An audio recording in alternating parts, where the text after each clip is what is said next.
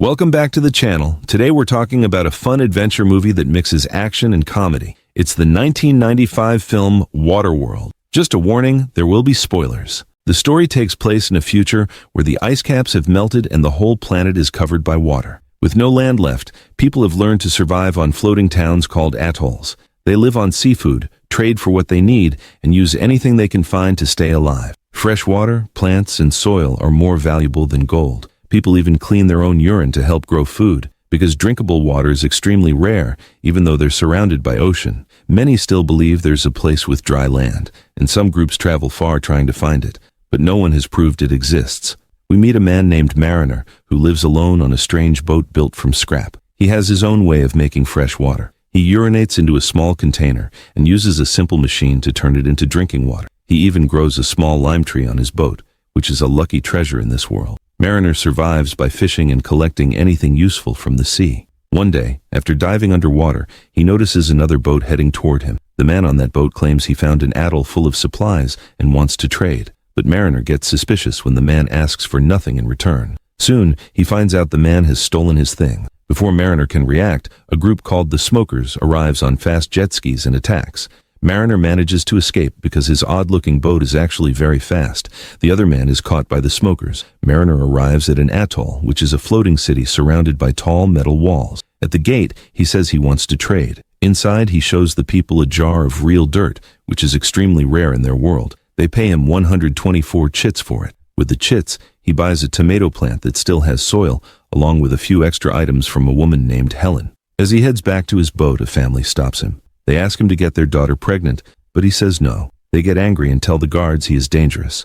When the guards catch him, they discover he is a mutant with gills behind his ears and webbed feet. He tries to fight but gets trapped under a fishing net. Later that night, Helen speaks with an old man named Gregor. She wants to leave the atoll and search for dry land. Gregor tells her that the path to dry land is tattooed on the back of a little girl named Enola, but he cannot read it. He thinks Mariner might help since he has special abilities.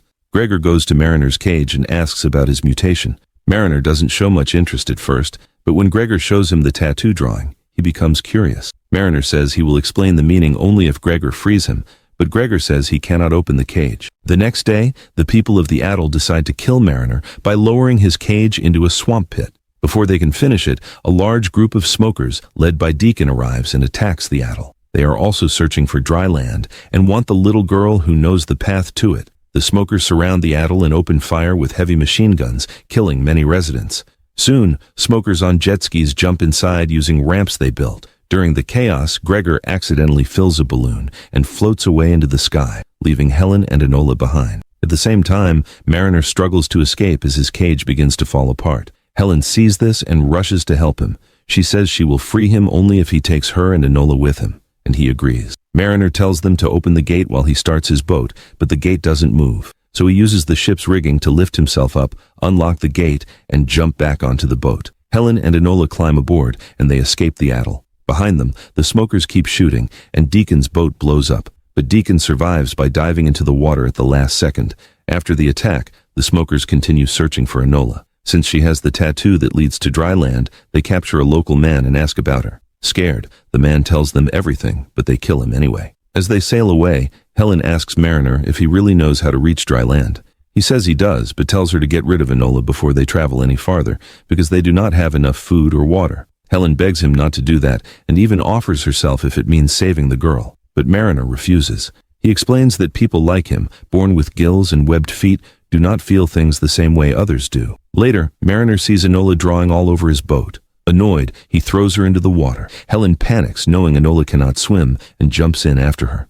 Mariner sails away for a moment, then turns back and picks them up again. As soon as they return to the boat, a smoker plane appears and starts firing at them. Mariner goes below to get his weapon, while Helen grabs a large spear gun and fires without asking him. The shot causes a metal rope to hook onto the plane, making it circle around the boat and wrap everything up. When Mariner sees this, he quickly climbs up and tries to cut the rope, while the smokers try to free themselves too. Finally, the smokers shoot the rope and fly off, and Mariner swings away and lands in the water. Angry that Helen nearly ruined the boat, he cuts both her hair and Enola's hair as punishment. Meanwhile, Deacon figures out their location and sends his men to capture Enola. While traveling, they meet a drifter who claims he has special papers and wants to trade them for Helen. Helen refuses, but Mariner agrees.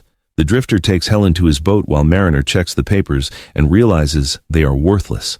He jumps onto the drifter's boat to stop the deal, which makes the drifter furious. The drifter says he has a no-return policy and tries to stab Mariner. A fight breaks out and Mariner ends up killing the drifter. In the next scene, Mariner shows how he catches fish. He jumps into the water as bait, and soon a large mutated fish appears. He uses his weapon to kill it and prepares food for all of them. At first, Mariner was cold and rude, but now he acts kinder. He talks to Enola, lets her use a colored pencil to draw, and even teaches her how to swim. Helen becomes worried as she sees Mariner and Enola growing close.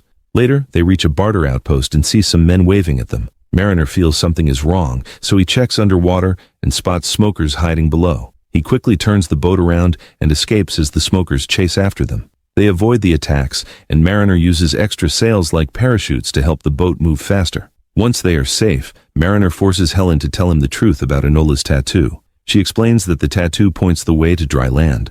Mariner doesn't believe her because he thinks dry land is only a story, but Helen insists it is real. To prove her wrong, he puts Helen inside a large bubble and takes her deep underwater. Since he can breathe through his gills, he dives far below and shows her the sunken remains of the old world, which shocks her. While they are gone, Enola waits on the boat and hides after seeing something in the water. When Mariner and Helen return to the surface, they are captured by the smokers.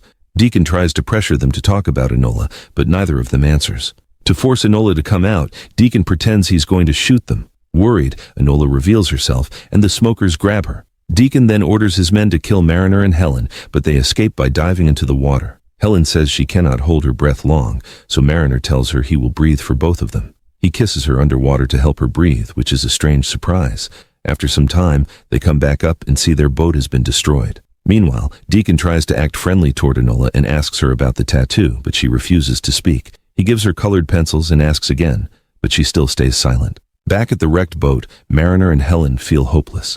Helen asks why Mariner didn't accept her offer earlier, and he replies that he didn't like her at the time. His answer touches her, and she kisses him. They make love on the ruined boat, which feels unusual considering Enola has just been taken. The next morning, Mariner tries fixing the boat, but soon they spot Gregor in his hot air balloon. Gregor picks them up and brings them to the ship where the surviving atoll people are staying. That night, they discuss searching for dry land, but the group does not want to rescue Enola because fighting the smokers is too dangerous.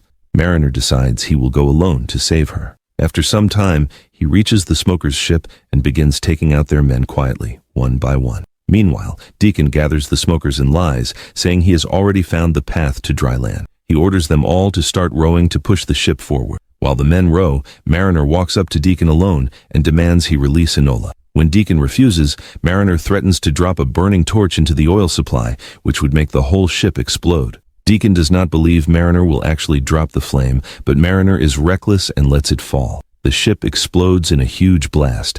Deacon escapes with Enola just as Mariner reaches the top of the ship and sees them trying to get away on a plane. Mariner fires a spear gun at the ship's railing and uses the metal rope to slide down. The rope creates a barrier and the plane crashes. Enola is not hurt and Mariner hugs her, but the ship begins to fall apart and they have no way out. At that moment, Helen, Gregor, and one of the atoll survivors arrive in the hot air balloon. They drop a rope to save Mariner and Enola. As they start climbing, Deacon grabs the rope and tries to climb up too. Helen throws a heavy object at him and Enola kicks him, sending him back into the ocean. Mariner and Helen reach the balloon, but Deacon gets on a jet ski and fires at them. Enola falls into the water and Deacon orders his men to grab her. Mariner reacts fast. He ties a rope around his leg and jumps from the balloon, catching Enola. The rope pulls him back up like a bungee cord, causing the jet skis below to crash and explode. Mariner brings Enola safely back to the balloon. Gregor studies Enola's tattoo again and realizes it points the way to dry land. They follow the signs, and after days of flying, they see a bird. When they look down, they are shocked and excited to see land for the first time. They explore and find a small hut. Inside, they discover the bones of a couple and a map drawing similar to the tattoo on Enola's back. They understand that this hut belonged to Enola's parents, who must have sent her away so others could find dry land. Mariner, however, feels uncomfortable on land. He tells Enola he is leaving, which makes her sad. He explains that he was not made for dry land, even though she tries to convince him he will get used to it. He stands by his choice and says goodbye to her and Helen. In the final scene, they watch Mariner sail away from the cliff. Make sure to subscribe and turn on notifications so you don't miss the next video. Thanks for watching.